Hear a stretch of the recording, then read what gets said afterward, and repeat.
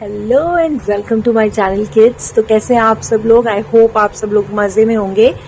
आज हम करने वाले हैं start lesson number 2 precious sample seeds की एक्सरसाइज। आपको याद है कि लास्ट वीडियो में मैंने इस चैप्टर को अच्छे से समझाया था और ये चैप्टर कंप्लीट कर दिया था हमने। आज हम इसकी बुक एक्सरसाइज डिस्कस करने वाले हैं। तो क्या आप सब तैयार हैं मेरे साथ इसकी बुक एक्सरसाइज डिस्कस करने के लिए? तो चलिए हम स्टार्ट करते हैं आज की वीडियो। हमेशा की तरह सबसे पहले हम इसका एसेंस रीड करेंगे ताकि एक बार हमारी स्टोरी जो है वो रिवाइज हो जाए। This is a story about Gonu Jha who notices a thief stealing grain from his house one night. अब ये स्टोरी जो है हमें ये बताती है कि इसमें गोनू झा है जो नोटिस करता है अपने घर पर एक चोर को जो क्या कर रहा है, स्टील कर रहा है, उसके घर से चुरा रहा है ग्रेन। एक रात को to outwit the thief he wakes up his wife starts talking about the increased value of sambal seeds। अब जो गोनू झा होता है, जब उसको पता चलता है कि उसके घर में एक रात को चोर आ गया है और चोर जो है वो सारा ग्रेन चोरी कर रहा है, तो वो क्या करता है, वो अपनी समझदारी से उस चोर को बहकाने के लिए वो क्या करता है, अपनी वाइफ को उठाता है और उससे बहुत तेज तेज बात करना शुरू कर देता है about the increased value of sample seeds. यानी उसके घर पे जो सैंपल सीड्स रखे होते हैं उनकी कीमत बढ़ चुकी है और वो कितने वैल्यूएबल इंपॉर्टेंट हो गए हैं उनके लिए, उस बारे में वो अपनी वाइफ से बहुत तेज तेज बात करने लग जाता है। क्यों बात करता है? ताकि वो उस चोर को उस ग्रेन को चोरी करने से हटा सके और उसका माइंड डाइवर्ट कर सके। He tells his wife that sample seeds are a new life saving medicine. अब यहाँ पर हमने स्टोरी में पढ़ा था कि वो समझदारी से, अपनी चालाकी से अपनी वाइफ को बताता है कि सैंपल सीड्स जो है वो रातों रात उनकी कीमत इतनी ज्यादा बढ़ गई है और उनसे एक मेडिसिन बनाई जा रही है जो क्या कर रही है, लोगों की जान बचा रही है। And there price will double, और उनका प्राइस जो है सैंपल सीड्स का बहुत ही ज्यादा इस वजह से डबल हो गया। Hearing this the thief leaves the grains behind and steels the sample seed. वो चोर इस बात को सुनता है कि सैंपल सीड्स का प्राइस डबल हो गया है, तो वो क्या करता है, ग्रेन की चोरी करना छोड़ देता है और वो गोनू झा के घर से उस सैंपल सीड्स को चुरा लेता है जो गोनू झा के घर पे ही बाहर कहीं पर रखे होते हैं। Next day Gonu goes to the market and tells the chowkidar to keep an eye out for a man selling sample seeds as life saving medicine. और जैसे ही अगले दिन जब गोनू झा को पता चलता है कि वो जो थीफ है वो सैंपल सीड को चुरा कर ले गया है, तो वो मार्केट में जाता है और वो उस चौकीदार यानी उस वॉचमैन को बोलता है कि तुम एक आदमी के ऊपर नजर रखना जो कि इस मार्केट में ही सैंपल सीड्स को बेच रहा है, ये बोलकर कि वो बहुत ही ज्यादा महंगे हो गए हैं और उनसे लाइफ सेविंग मेडिसिन जो है वो बनाई जा रही है। Together they catch the thief and take him to the royal court for justice. और दोनों मिलकर जब गोनू झा अपनी समझदारी से उस ग्रेन को बचा लेता है और चोर उसकी बातों में आ जाता है और वो थीफ क्या करता है, सैंपल सीड्स को गोनू झा के घर से चुरा के ले जाता है और सच में उसको ऐसा लगता है कि सच में इनकी कीमत जो है वो डबल हो गई है और मैं भी अब जब इसको मार्केट में बेचूंगा तो मुझे डबल से भी ज्यादा कीमत मिल सकती है। तो वो भी मार्केट में जाके उसको बहुत ज्यादा एक्सपेंसिव और बहुत इंपॉर्टेंट सीड्स बताकर लोगों को बेचने की कोशिश करता है। और इस चाल में वो फंस जाता है। झा और वॉचमैन दोनों मिलकर उस थीफ को पकड़ लेते हैं क्योंकि उनको पता चल जाता है कि यही वो बेवकूफ थीफ है जिसने हमारे सैंपल सीड्स को चुराया है और जो रात को घर में चोरी करने आया था। इसलिए वो दोनों क्या करते हैं, उसको पकड़ लेते हैं और उसको रॉयल कोर्ट में, राजा के दरबार में लेके जाते हैं ताकि वो उसके लिए जस्टिस यानी कि न्याय करें। तो हमने अभी इसका एक छोटा सा एसेंस डिस्कस किया है ताकि आपको ये स्टोरी अच्छे से रिवाइज हो जाए।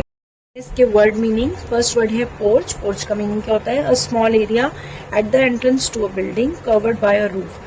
एक घर के ही आगे एक ऐसा छोटा सा एरिया होता है जो कि स्टार्टिंग में ही बना होता है, जिसको हम हिंदी में आंगन भी बोलते हैं, और ये कवर्ड होता है रूफ से। इसके ऊपर एक छत भी बनी होती है और घर के आगे जो आंगन होता है हम उसको पोर्च बोलते हैं। डिजास्टर मतलब अ बैड और ट्रेजिक इवेंट, यानी कि कोई बहुत बड़ी घटना हो जाती है, जब बहुत बड़ा नुकसान हो जाता है उसको भी हम डिजास्टर बोलते हैं। सैंपल सीड्स क्या होते हैं? Seeds of wild edible flower called sample. एक जंगली फूल होता है जिसके बीज होते हैं जिनको हम खा भी सकते हैं, उन्हीं को सैंपल सीड्स बोला जाता है।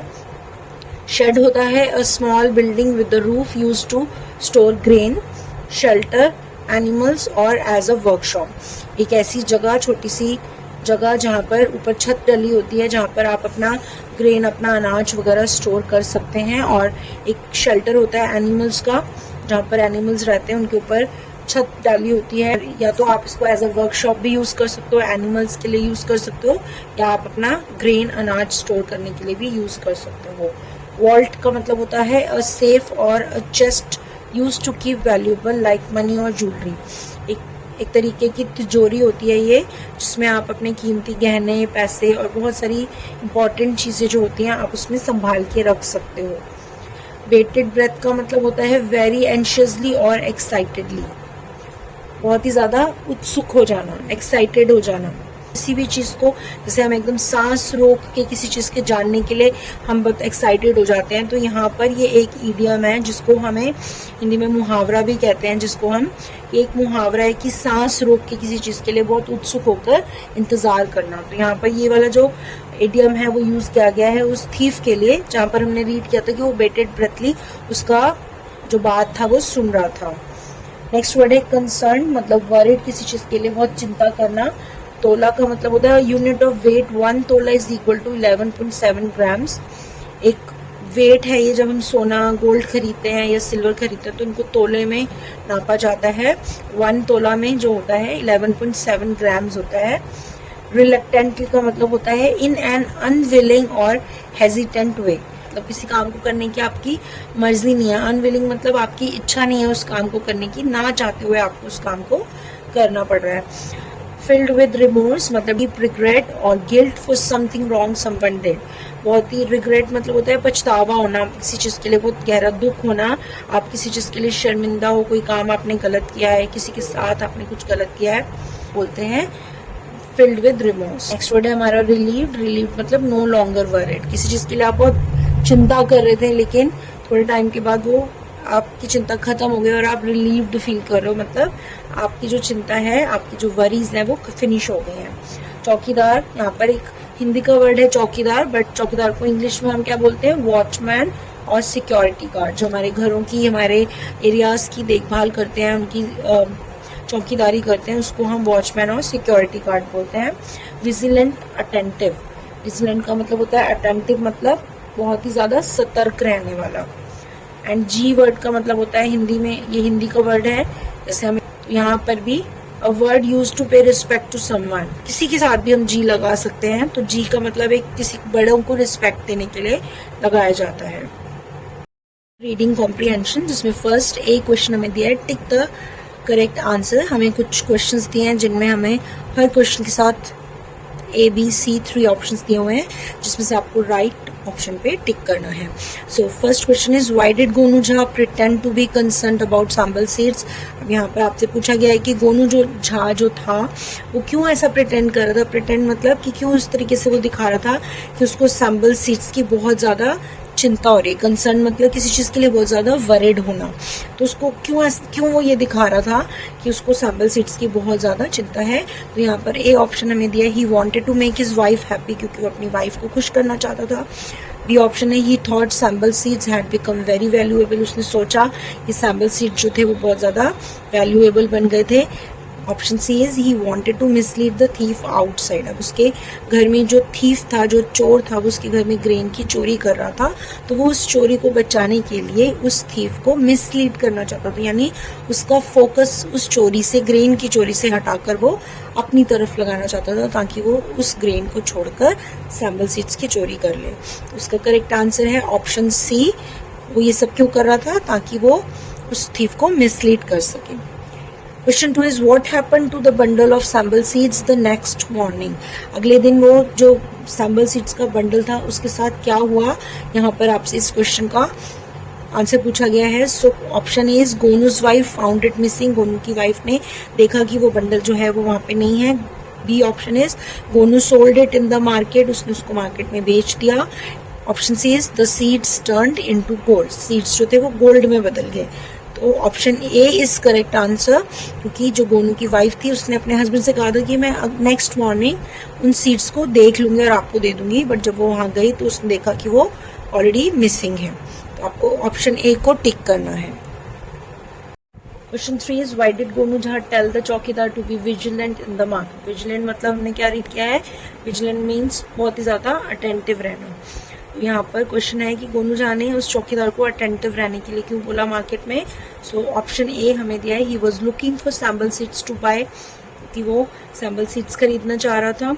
ही wanted the chowkidar to buy the seeds, वो चाह रहा था कि चौकीदार सीड्स खरीदे। Says he suspected the thief would be selling sample seeds, उसको लग रहा था, सस्पेक्टेड मतलब शक था उसको कि जो थीफ है उसके घर से सैम्पल सीड्स जो चुरा के लाया वो यहीं पर मार्केट में उनको बेच रहा होगा। तो आपको आंसर सी जो है वो करेक्ट है, आपको उस पर टिक करना है।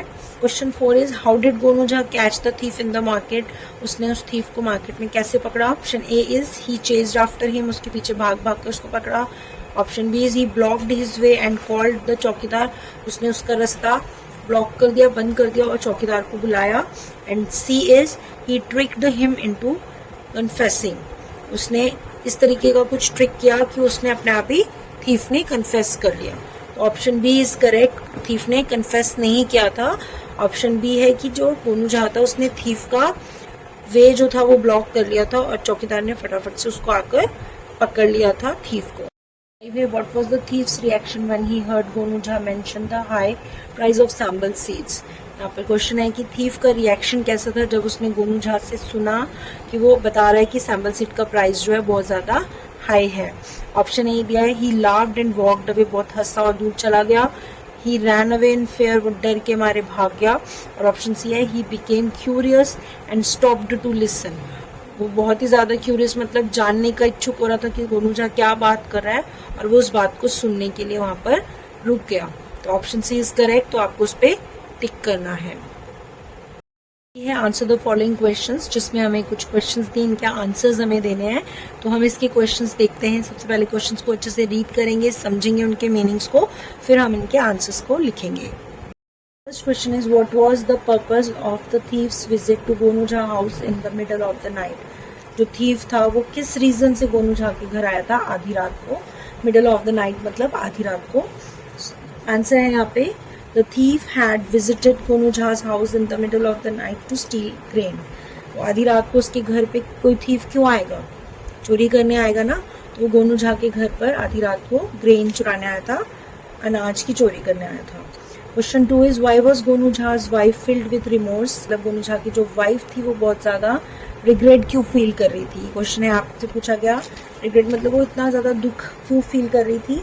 आंसर है, Gonu झा's wife was filled with remorse because she found the sample seeds missing and she was upset that she had not brought them in at night. वो बहुत ज़्यादा रिग्रेट फील कर रही थी, बहुत पछतावा हो रहा था उसको, बहुत दुखी हो रही थी। क्यों हो रही थी दुखी, बिकॉज उसको लग रहा था कि जो सैम्पल सीड्स हैं वो खो गए हैं कहीं पर, और वो इसलिए अपसेट थी क्योंकि उसे लग रहा था कि मैं उन्हें रात को ही क्यों नहीं लेकर आई, गोनू झा को मैंने क्यों नहीं दी, अगर मैं लाई होती तो वो चोरी नहीं होती। Question 3 is why did Gonu Jha want the thief to be brought to the royal court. अब वो क्यों चाहता था गोनू झा की जो थीफ है उसे रॉयल कोर्ट में, राजा के दरबार में ले जाया जाए।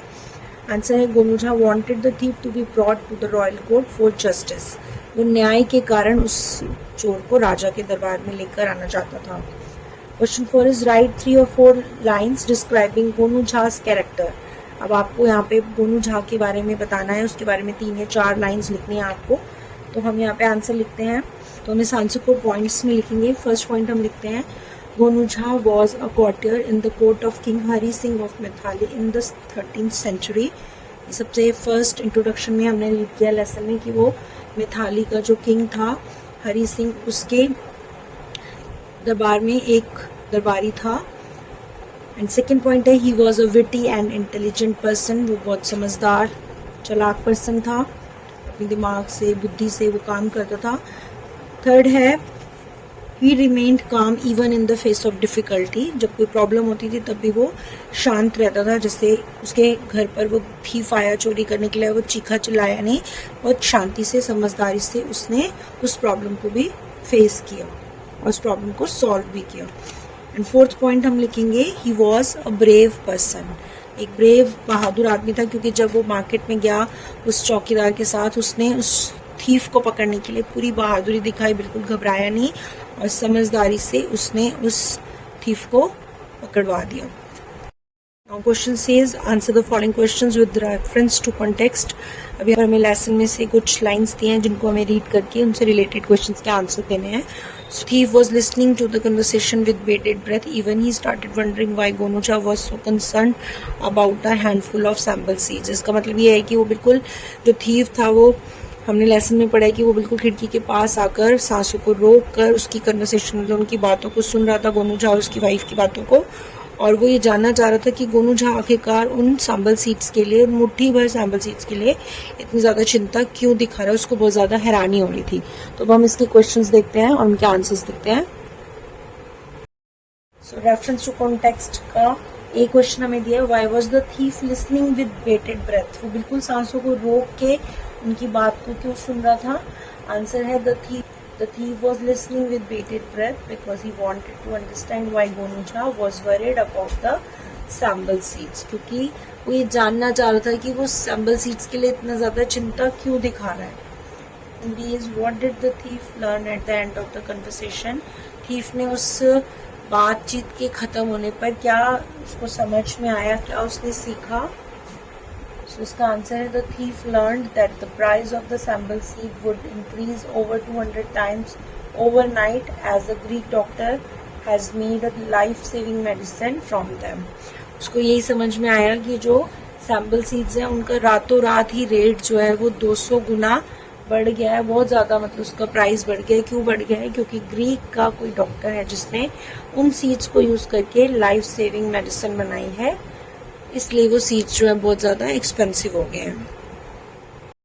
हम सेकंड देखते हैं. The seeds have now become priceless as valuable as gold and diamonds. Seeds जो हैं अब बहुत ही ज़्यादा कीमती हो गए. इनकी कोई कीमत ही नहीं है, इतने ज़्यादा इम्पॉर्टेंट हो गए हैं और इतने इम्पॉर्टेंट हो गए हैं जैसे गोल्ड और डायमंड्स हो जाते हैं, यानी इतनी उनकी कीमत जो है वो बढ़ गई है. सो यहाँ पे सेकेंड रेफरेंस टू कॉन्टेक्स्ट के question is why had the seeds become priceless. Seeds का मतलब इतने एक्सपेंसिव वो क्यों हो गए थे, उनकी कोई कीमत क्यों नहीं लग पा रही थी. Answer is the seeds had become priceless because of their use in a life saving medicine. क्योंकि यहाँ पर गोनूझा जब अपनी वाइफ को बता रहा था कि उनसे ग्रीक डॉक्टर ने एक मेडिसिन बनाई है जिससे लाइफ बचाई जा रही है, तो जिस चीज़ का यूज़ हम ज़्यादा करते हैं, वो जिस चीज़ की डिमांड ज़्यादा हो जाती है वो ऑटोमेटिकली बहुत ज़्यादा एक्सपेंसिव हो जाती है. तो यहाँ पर भी यही बताया गया है कि उन सीड्स का यूज़ मेडिसिन बनाने के लिए किया गया है जिससे किसी की भी लाइफ बचा सकते हैं हम, तो इसलिए वो प्राइसलेस हो गए थे. Question B is what information did Gonu Jha share about the Greek doctors offer for sample seeds. Gonu Jha यहाँ पर अपनी वाइफ से ग्रीक डॉक्टर्स के कौन से ऑफर के बारे में बात कर रहा है सैंपल सीड्स को यूज करके. Answer is he shared that the Greek merchant was offering the Maharaja 200 gold coins for buying 1 tola of sample seeds. वो यहाँ पे अपनी वाइफ को बता रहा था कि जो ग्रीक के व्यापारी हैं वो महाराजा को उन सैंपल सीड्स के, यानी 1 तोला सैंपल सीड, यानी 1 तोला में हमने कितना पढ़ा है 11.7 ग्राम्स, यानी थोड़े से सैंपल सीड्स के लिए वो उसको किंग को 200 गोल्ड के जो कॉइन्स हैं वो ऑफर कर रहे हैं. तो यही यहाँ पर वो डिस्कस कर रहा था. So kids, that's all in today's video. If you find this video informative, then please like my video and share video with your friends. And if you are new to this channel, please subscribe to my channel. I'll meet you in my next video. Till then, keep watching, keep sharing. Bye bye.